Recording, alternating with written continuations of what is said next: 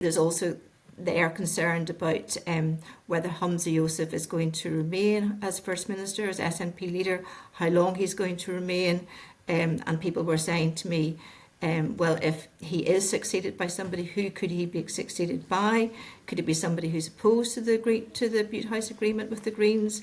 And they might dump us, so the feeling is it better to dump them rather than they dump us at a later date? So these are the sort of conversations that are all happening behind the scenes. The big date, we don't know the date yet of the EGM for the Scottish Greens, but Patrick Harvey said on Sunday that it'd be at the end of May. So all these conversations are going on behind the scenes, and it's a very dramatic time for the Greens, but also probably for the SNP as well.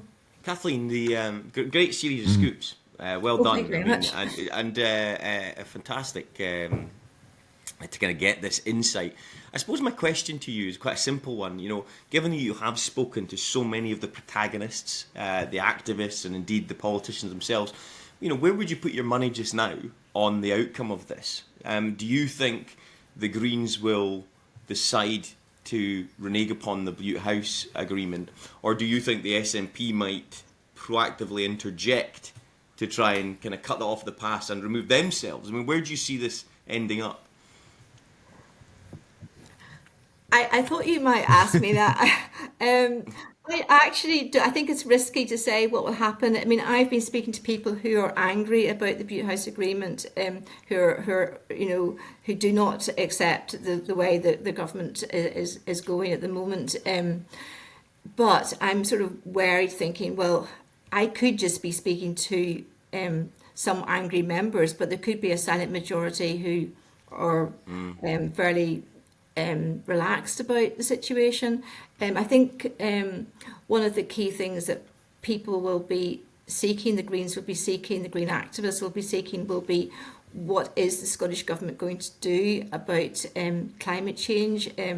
What are these measures that they have come up with so far?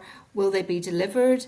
I mean, they were quite, people I've spoken to certainly were quite scathing about the plan for the integrated public transport ticketing measure, saying, well, this was a scheme that was first floated by the SNP back in 2012.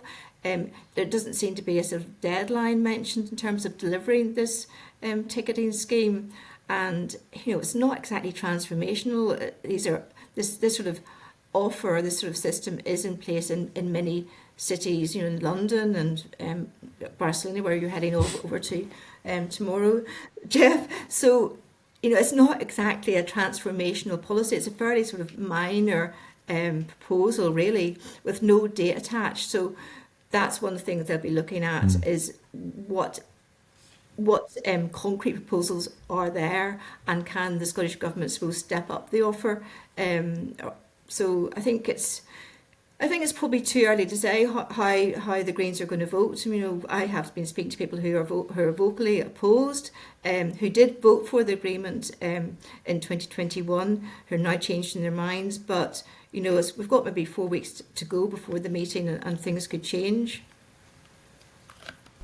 I think it's a pretty extraordinary chapter, actually. I think we might look back on this as being certainly one of the most important things that's ever happened to the SNP, if not the Greens. I mean, if you reflect on it from the outside looking in, as I do, I thought at the time that it was a mistake by the SNP to go into this arrangement with the Greens. I didn't think they needed it. I thought it was a desperation move by the leadership at the time, because I think they were paranoid about losing votes in Parliament and potentially losing votes of confidence and losing budgets and so on. And given that they were only one vote short of a majority, I think what they gave away as part of this deal was really quite extraordinary, to be honest, and has turned out to be even more extraordinary than it looked like on paper, because the sort of, you have to tip your cap to the Green Party. They have ruled the roost in that government for years now. They have moved the government away, at least a little bit away, from the concept of economic growth. They've moved the government at least a little bit away from the sort of basic structures of property owning democracy. They have really front and centre things like gender ideology. All of those things are massively important to the Green leadership, possibly not the Green membership, of course, which we'll see perhaps later on, but those things are the key drivers really for the Green leadership, and they have absolutely, in terms of politics, in terms of policy, in terms of getting your objectives done, they have done absolutely brilliantly. That has come to a large degree at the expense of the reputation of the SNP in government. You know, they got into government on the back of economic centrism and competence and focusing on the priorities of people, which are always the economy, the NHS, housing, transport, education. Those are the things people always care about. They don't actually care about the other things that have been getting focused on. So the thing I find the most extraordinary is that if you're looking at this strategically, I'm looking at a situation where I think the Green Party has benefited quite significantly from being in the coalition. They've got an awful lot done of their priorities and their poll ratings are up. So I'm not surprised that the MSPs want to stay in the agreement. But on the flip side, I'm looking at the SNP and saying, they've shafted you on the way in, they've damaged your reputation while they were in there, and now you're going to let them shaft you on the way out as well. That is what I find quite extraordinary. And if you're reading, you know, if you're reading this and you're in the SNP, surely you're saying to yourself, do you know what? We're going to be the ones doing the dumping here. We're not going to get dumped. We're not going to be told by them that we're not doing a good job in government, so they're leaving. I think that would be an extraordinary strategic error by the SNP, heaped onto a strategic error by going in the first place. Geoff, I mean, I don't want to trivialise it, but is it about who dumps who at this point? Is it like some sort of, you know, teen rom-com breakup saga? Yeah, we're at it's the end of year disco. That's right. Who's going to be going with who? There's a lot in what Andy says I agree with, and I'm going to reveal something here, and I won't say who, but on the eve of this happening, the BUTE House agreement, I went for dinner with somebody, shall we say, somebody very close to the government, let's put it that way, and they told me this was the plans, and I'm not being clever after the event. I pleaded with this individual not to do it. I said, this is a mistake. And Andy's articulated why. This is not a huge amount of seats. You need to get a majority. You're only one short. You can be creative. You can actually lose some votes tactically, which is not a bad thing sometimes when you're in the governing party. I know that from the experience of 2007 to 11. And so I just felt it wasn't necessary. And I felt it was all about optics, we're being inclusive and all the rest of it, as opposed to actually thinking about what the demands of these Green ministers would be. Now, I accept everything that Andy has said, and he's brilliantly articulated, the ridiculousness of this, in terms of the SNP perspective. But let's look at it from the Green perspective for a second. Now, this experiment, I would argue, with the large swathes of public opinion, has said this hasn't worked. Now, this was the Green Party's opportunity to be in government and to make positive change as they saw it. Now, if they come out of this in whatever arrangement and whatever scenario that it happens, how does this impact their ability to be of a future government? If you're Anna Sarwar right now, you're saying, I'm not touching the Greens if I'm in a position of power later on. I think that's something we've got to look at as well. So yes, the reputational damage could be very bad for the SNP, but it's going to be very bad for the Greens as well. So I don't think anyone wins potentially in this scenario. So it's going to be fascinating, as Kathleen outlines, to see what happens in the coming weeks. Who jumps first, if there's going to be any jumping at all. Yeah. And Kathleen, on that, you mentioned that there's a consideration from within the Scottish Green Party as to whether Humza Yousaf will continue after the general election, or who may take over from him. But to sort of turn that back on the Greens, can Patrick Harvey survive as leader, or co-leader indeed, of the Scottish Greens, and Lorna Slacer as well? Well, I think that's a big issue. The motions, I think, going well. There certainly will be one motion at the EGM saying whether we should leave or continue with the BUTE House agreement, but there has been suggestions that I've been told about whether there might be another motion alongside in terms of a no confidence motion in in both Patrick Harvey and Lorna Slater as well. So that could be a formal situation at the EGM, but certainly Patrick Harvey on Sunday did seem to suggest, hinted that it was sort of an obvious question that over his leadership, if the members didn't back the continuation of the BUTE House agreement. So I think that has been, suggested by him. So I think he would have to probably step down as leader if the BUTE House agreement doesn't continue, if the members vote to dump it. So I think that's an interesting question, who might take over, because obviously I think other MSPs seem to be suggesting that they do want the agreement to continue, but it'll be interesting to see if there's more formal positions set out in the coming weeks, and who could take over as leader. So yeah, I think Patrick Harvey's days are numbered should that happen. So it's high stakes for him and for Lorna Slater as well. This meeting. Absolutely. I think it's worth. Yeah, it's a fascinating story, because we've been reporting on the BUTE House agreement for 3 years, and normally it's been the SNP MSPs, high profile MSPs like Fergus Ewing, who have been very much sort of talking about ending the agreement. I spoke to Fergus Ewing I think it was actually last week or maybe the week before, saying that he wanted the agreement to be over before the general election, because he thought that it was damaging to the SNP, clearly some people in the SNP do think that the agreement with the Greens has brought them down. Speaking to the Greens, that's not their view, probably not surprisingly. They say the fall in the SNP support is due to Operation Branchfarm, we've obviously mentioned, but over the bitter leadership contest as well, and lack of forward momentum on the independence issue. So they're really they would see themselves as being the unfairly scapegoated for the SNP's decline in popularity.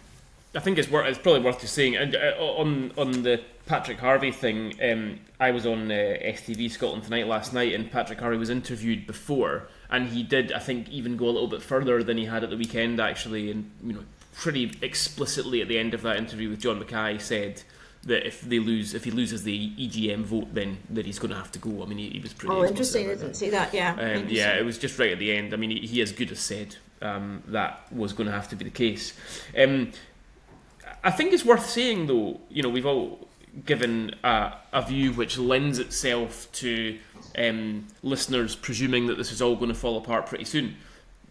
I actually, if you said to me, put your eggs in one basket, is the BUTE House agreement going to last, for example, until at least after the general election? I would say yes. I mean, I think it will. Not least because both leaderships are extremely committed to it. As I've said before, I understand why the Green leadership is committed to it, because they're doing very well out of it. It's less easy to understand why the SNP leadership is so committed to it. From the outside the bubble looking in, it's less easy to understand why. But they are.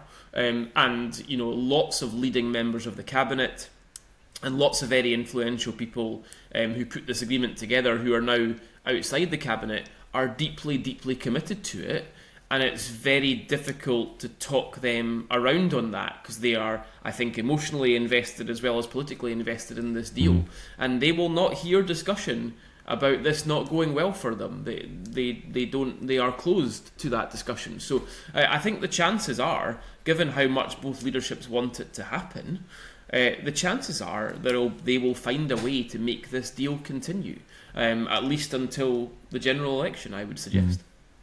There's a really interesting question I want to pose, and I know that's normally Calum's job, but he's very lethargic today. Honestly, I'm fascinated by this. There's this narrative growing again. The Herald on Sunday had this wonderful Succession themed front page, beautifully done, creatively it was, I have to say, about who's next in line kind of thing for the SNP leadership should Hamza have to depart. Now, that's not at all a certainty yet, and so let's assume, for the sake of argument, that Humza continues. He performs better than expected at the general election. Okay, the polls perhaps don't suggest that just now, but let's assume for a second it does. I suppose my question is it a positive for both the SNP and Greens to be campaigning on a platform of a continued BUTE House agreement post-26 at that election? Or is it a negative? Well, what do you think? And What's what I your mean thought by on that, Geoff? Is, I think it's... you're not going to be surprised. I think it's a negative. I mean, I think you're giving another bit of ammunition to your opposition. Look at all these things they cocked up, that they'll try and perceive it as, whether you agree with that or not. Yes, the BUTE House agreement, I think Andy's probably right, although I'm not as close to Green Party politics. Certainly not as much as Kathleen or indeed Andy on this, but probably right that it lasts until the general election, and then we'll see what the result brings. But I'm just wondering, post that general election, even if it is still continuing, is it a benefit to either party ahead of the? And is that then fundamentally about who has the strength? Is it about the perception of strength? Because let's think for a second about whether the SNP were to give more concessions to the Scottish Greens in order to try to keep them in the deal. That then portrays the Scottish Greens as having the upper hand and being in a stronger position, and the SNP have kind of folded over in order to try and keep them in there. Is that how this will play out? Is who kind of caves first, who has the kind of stronger hand, and who has the perception of strength in the relationship? I don't know. Who wants to? Kathleen, go on. I think. I mean, I just coming back to that point about that Geoff made about what happens after the general election, and is the continuation of the BUTE House agreement and campaigning for the BUTE House agreement to continue, is that a positive for both parties or a negative? I think that's a really interesting question. I mean, the opponents are going to basically say it will be a case of vote SNP, get Green. That's what the Tories will be saying. That's what Labour will be saying, which will clearly be a negative for the SNP. And also, I suppose, from the Green side, they'll have to say, well, opponents could be saying vote Greens, but you end up getting the SNP. So I think there'll be big questions after the general election, if it does survive, how they move forward into the 2026 campaign on that front, because it doesn't look particularly positive. It doesn't seem to be a positive message for either party heading into that poll. And I think that's my point, Kathleen. I mean, if we accept that that's the case, then this thing is on. This agreement is on life support now. And it's a question of when, not if. And perhaps if the parties are looking at it like that, maybe we will see an earlier than thought kind of reneging of the BUTE House agreement, because they're if you take that analysis and look forward, I know Andy, you haven't come in this point, but if you take that analysis, that it's going to be difficult in 2026. Why continue with it now in advance of the general election in 2024? Andy? Yeah, it's a very interesting strategic discussion for them to have, and I think it's most interesting because I think it's obvious when it comes to the SNP. I think it becomes a more interesting discussion when it comes to the Greens. It also gets back to Geoff and I's bet, of course, but we'll talk about that next time. I'm looking good so far. So my theory is that the Greens voter demographic will change quite a lot, and possibly already has changed quite a lot, because I think the Greens in government are a very different prospect than people thought they would be. There are a lot of people who were who have been voting for the Green Party for 20 years now, based on them being a party of the environment. They may now discover the Greens are actually not a party of the environment, but effectively a party of pretty hard left economic theory, and a lot of social theory that many people don't agree with. I'm sitting here in Edinburgh South. The old joke was always that Robin Harper used to get in because he used to get the votes of Tories who recycle, right? Now that is not entirely wrong in large parts of the country, and I'm not sure if those Tories who recycle will vote for the Greens anymore because of what they've seen in government over the last couple of years. However, on the flip side of that, there are lots of people particularly in the left of the SNP. And post-2014, the SNP had a big influx of very left-wing members. And those people may look at the Greens and say, they're actually more what I want than the SNP are. And I suspect a lot of the increase in Green votes, because it's gone up by a good few percent over the last few years in terms of polling in their vote share, I think a lot of that is actually coming from that left wing of the SNP. And although the Green voting demographic might change quite a lot, I still think they have a very good chance of increasing their number of seats the longer they are seen to be influencing government. And I think a lot of that might actually come, ironically, from their coalition partners, particularly on the second vote. And that is the argument that I wanted to get to in response to Geoff's point.